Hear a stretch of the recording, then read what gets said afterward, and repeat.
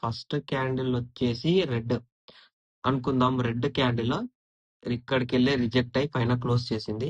దాని తర్వాత green candle అనేది ఇంకోటి ఇలా ఫామ్ అయింది green candle.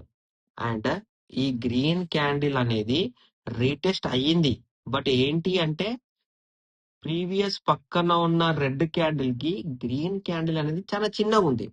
So green candle పెద్దగా ఉంటే no order block. So sorry, order block పెద్దగా లేదు, గ్రీన్ క్యాండిల్ చిన్నగా ఉంది. అయినా ఇప్పుడు మనం డిసిజన్ తీసుకోలేకపోతున్నాము. సో మనం డిసిజన్ తీసుకోవాలంటే ఏంటి, పక్కనే ఇంకో గ్రీన్ క్యాండిల్ ఇలా రావాలి. అది ఈ పాయింట్ కి వెళ్ళి రీటెస్ట్ అయితే ఓకే, రీటెస్ట్ కాకపోతే మళ్ళీ ఈ పాయింట్ కి వెళ్ళి రీటెస్ట్ అయితే ఓకే. నో ఆర్డర్ బ్లాక్ లో ఎప్పుడైనా కానివ్వండి ఈ రెడ్ క్యాండిల్ కి ఈ థర్డ్ క్యాండిల్ అనేది రీటెస్ట్ అయి ఉండాలి. అలా ఉంటే మార్కెట్ లో దాన్ని no order block break out point అంటాము. ఇక్కడ నో ఆర్డర్ బ్లాక్